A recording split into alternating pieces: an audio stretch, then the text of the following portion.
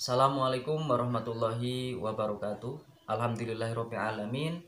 Kita masih diberi kesempatan, diberi kesehatan untuk terus belajar.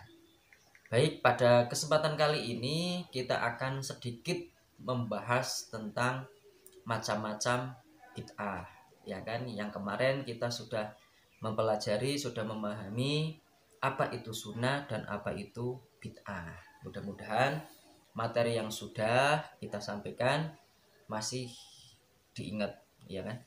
Yaitu pada kesempatan kali ini kita akan sedikit membahas yaitu macam-macam bid'ah. Bid'ah di sini dibagi menjadi dua macam. Yang pertama yaitu bid'ah hasanah ataupun bid'ah yang baik, dan yang kedua yaitu bid'ah sayyi'ah. Bid'ah hasanah di sini dibagi menjadi tiga macam: wajibah, bid'ah hasanah mandubah, bid'ah hasanah mubahah. Nah, itu silakan diingat. Yang pertama yaitu bid'ah hasanah wajibah, yaitu segala sesuatu yang dulu pada masa Nabi Muhammad belum melaksanakan, tetapi bid'ah ini, sesuatu ini harus dilakukan.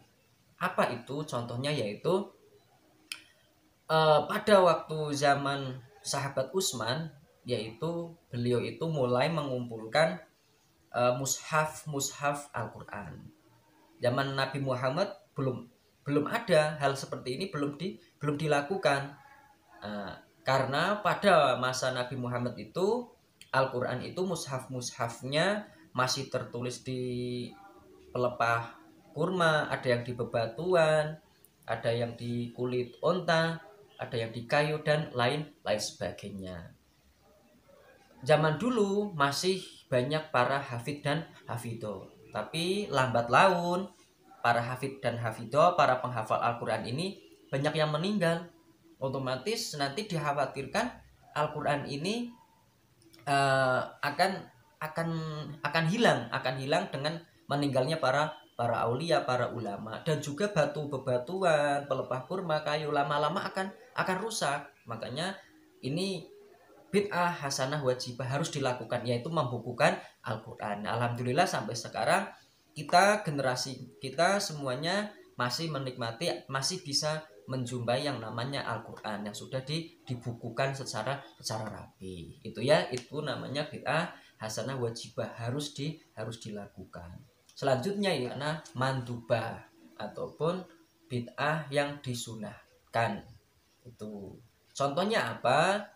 Yaitu sholat tarawih berjamaah. Pada zaman dahulu Nabi Muhammad itu tidak melaksanakan sholat tarawih berjamaah. Nah, sholat tarawih berjamaah ini mulai dilaksanakan yaitu oleh sahabat Umar bin Khattab. Nah, itu bagi siapapun yang melaksanakan sholat tarawih berjamaah ini mendapatkan pahala. Tetapi boleh dilaksanakan di rumah, boleh dilakukan sendiri atau berjamaah di rumah dengan keluarganya. Itu contoh bid'ah hasanah mandubah atau sunnah.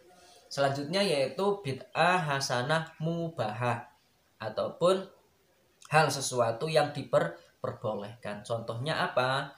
Zaman dahulu pada masa Nabi Muhammad itu belum ada speaker, belum ada toa, ya kan?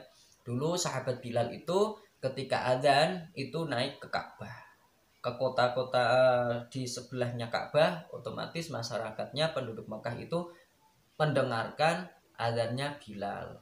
Zaman dulu belum ada toa ya. Jadi sekarang ada masjid, ada musola yang ada toanya, itu boleh dipakai. Itu ya, mubahah, boleh dipakai. Banyak sekali contoh-contoh yang mubahah itu. Contoh menggunakan Android itu juga zaman Nabi Muhammad nggak ada Android, nggak ada pesawat. Makanya pesawat untuk pergi ke haji, Android HP untuk belajar, ya kan, itu diperbolehkan. Nah, itu macam-macam bid'ah hasanah ya, yaitu ada wajibah, ada mandubah atau sunat, dan juga ada ada mubah atau yang diperbolehkan. Nah, yang selanjutnya itu bid'ah sayyi'ah. Nah, bid'ah sayyi'ah ini adalah bid'ah yang kurang baik, yang buruk lah. Kalau bisa jangan dilakukan. Yang pertama bid'ah sayyi'ah yaitu bid'ah sayyi'ah makruhah. Makruhah itu kalau bisa jangan dilakukan karena dibenci oleh Allah ya. Contohnya apa? Yaitu melakukan ibadah sunnah tapi berlebihan gitu ya. Ibadah juga ada batas-batasannya gitu kan. Terus yang selanjutnya yaitu bid'ah hasanah bid'ah sayyi'ah muharramah, yaitu di sini bid'ah haramah muharramah ini adalah sudah hakikiyah, sudah ada ketentuannya. Apapun yang diharamkan itu tetap tidak diperbolehkan, ataupun bid'ah yang berkaitan dengan hukum Islam yaitu muharramah, haram dilakukan. Gitu. Selanjutnya yaitu dari aspek syariat, para ulama ini membagi lagi bid'ah itu menjadi dua, yaitu bid'ah al-adiyah ataupun bid'ah yang berkaitan dengan adat istiadat atau kebiasaan sehari-hari. Terus yaitu yang kedua bid'ah ta'abudiyah. Ta'abudiyah ini khusus bid'ah yang berkaitan dengan beribadah. Nah, jadi sudah jelas ya sekarang itu dari perincian bahwa kita simpulkan bid'ah itu ada 5 ya, ada 5 sesuai dengan hukum Islam yang ada. Ada wajibah, ada sunnah, ada mubah, ada makruh dan ada haram ya. Jadi untuk saat ini kita sudah mengetahui, jadi apapun ya hal-hal yang baru itu jangan langsung dinilai itu bid'ah gitu kan.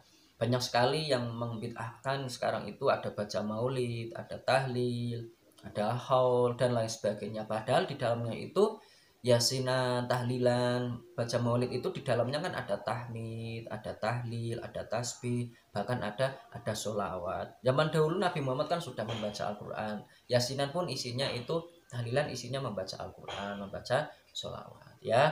Mudah-mudahan pelajaran hari ini kita beribadah kepada Allah sudah lebih mantap, lebih tenang, sudah tidak was-was lagi, sudah tidak ragu lagi. Jadi kita beribadah kepada Allah, kita sudah ada panduannya, sudah ada tuntunannya, mana yang wajib, mana yang sunnah, mana yang makruh, mana yang haram. Mudah-mudahan langkah kita semua, ibadah kita semua diterima oleh Allah Subhanahu wa ta'ala. Terima kasih, sampai jumpa di pelajaran selanjutnya. Kami akhiri, wallahu muwaffiq ila aqwamit thoriq. Assalamualaikum warahmatullahi wabarakatuh.